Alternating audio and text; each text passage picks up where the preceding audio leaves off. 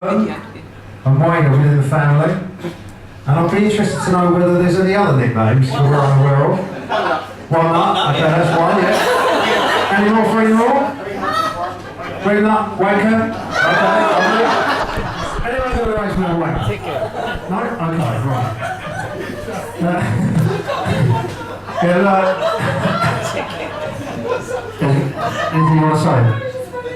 Just right, okay. He also now responded, of course, to husband for Emilia.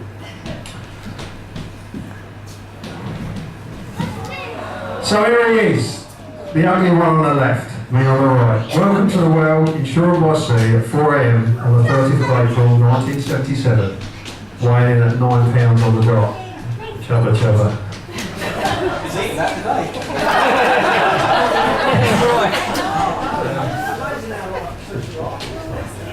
I thought I'd have a quick look online and see what else happened in 1977 to see whether there was anything relevant.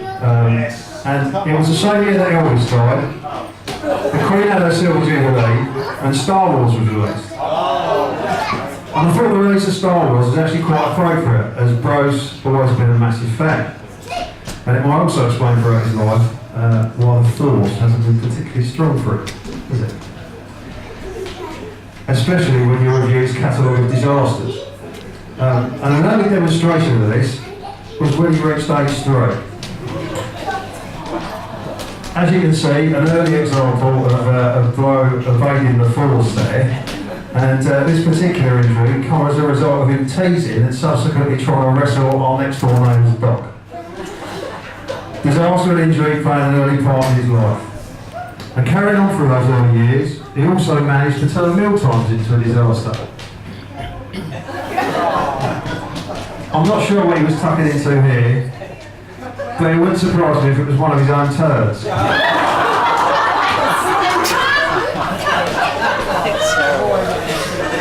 how happy he is, bless him.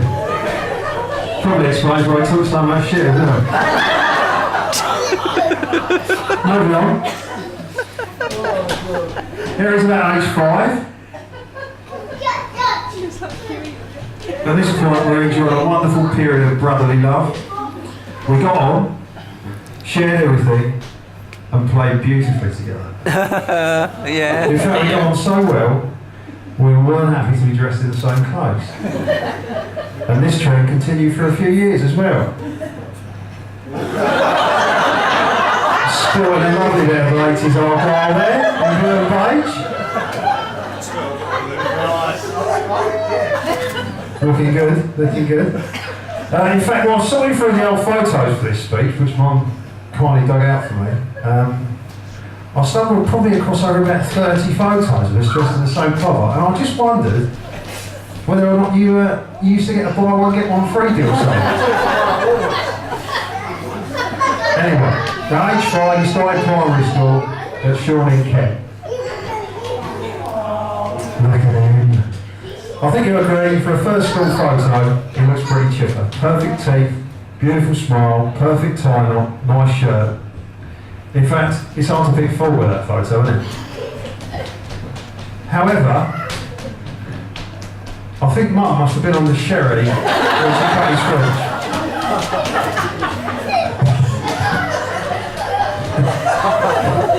During his years at primary school, he made loads of good friends, but unfortunately, relations between the two of us deteriorated. And I have to admit, this was my fault.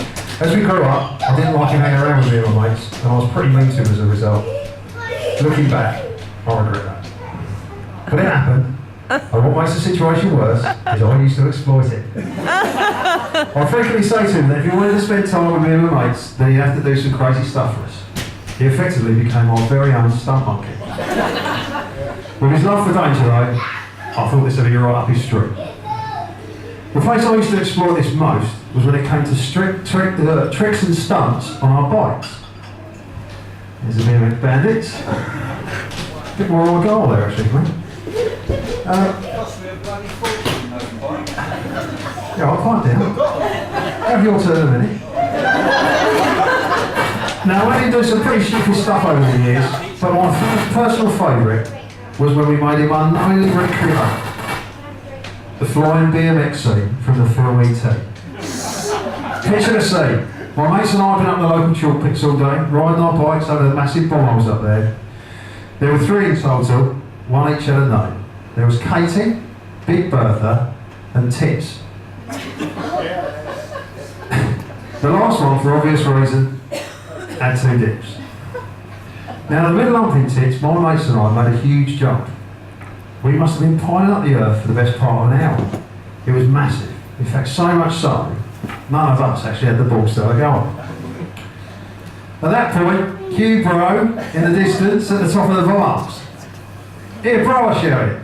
Give this one a go. We built a small jump in the middle. With disaster the last thing on his mind, we saw him set off and disappear into the first dip, waiting for him to appear. At this point, I could distinctly remember my mate Peg saying to me, he's going a bit quick. He wasn't wrong. All of a sudden, whoosh, like a bullet out of a gun, he literally came flying 10 feet over the top of us. As he went over, I could actually see the fear in his eyes. The only thing missing was the ET theme tune. He landed at 8 and burst into tears. We were worried that he'd hurt himself. So I looked it over and I said to him, if you tell me about this, I'm going to kill you.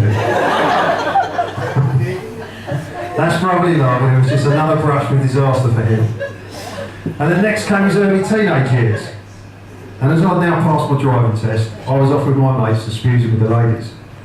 As a result, we didn't really see a great deal of each other during this period, did we? One thing I do remember though, was his distinctive fashion sense.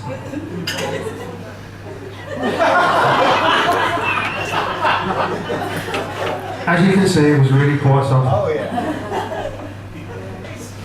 Then when he turned himself, he immediately started to drive himself.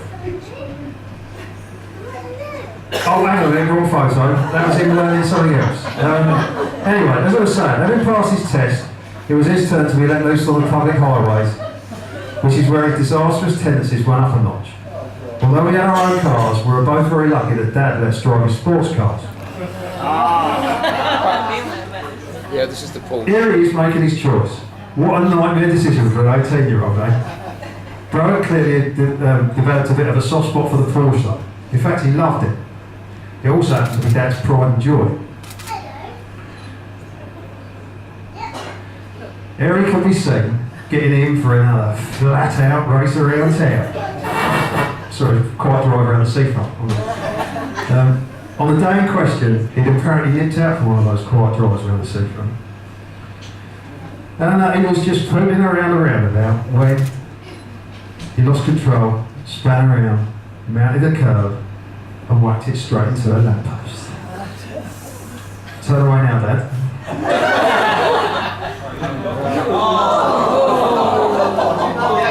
Oh, not good, is it? Dad was proper choked up. I don't think he spoke to him for over a fortnight. Another disastrous outcome for Bro.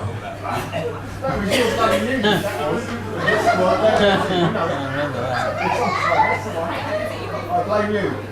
Was it your fault, Dad? No, it was his fault. As he moved into his late teens, we grew incredibly close again. One example, which was going away on golf tours together with Dad and his mates.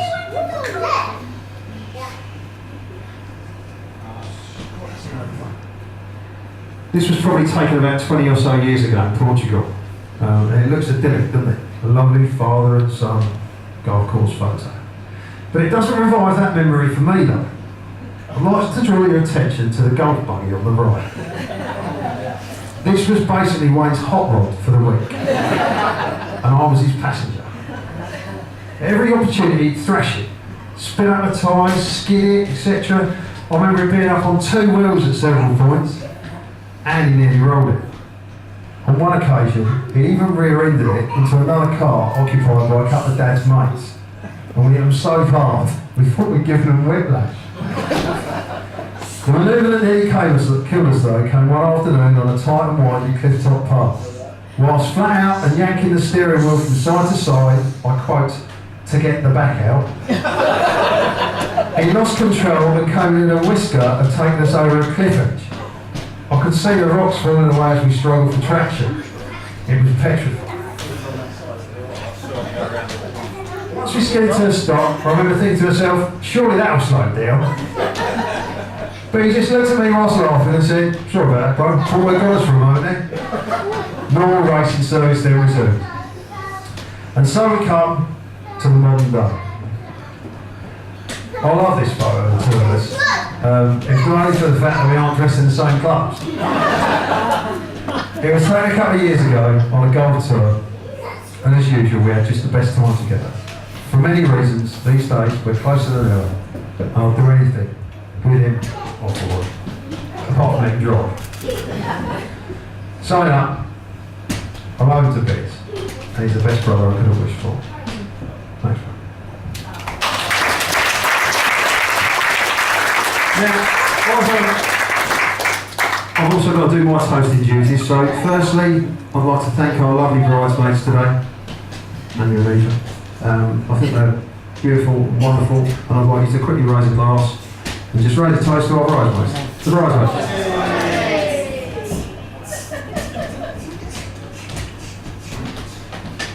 I'd also like us to remember family and friends that can't be here today. Whether that be distance, illness, or sadly, those that are no longer with us. We don't know who they are. So ladies and gentlemen, boys and girls, please raise your glasses to absent family and friends.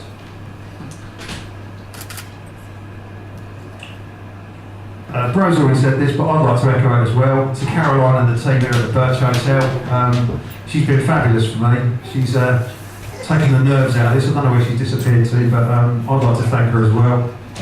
So thanks very much indeed to the guys here.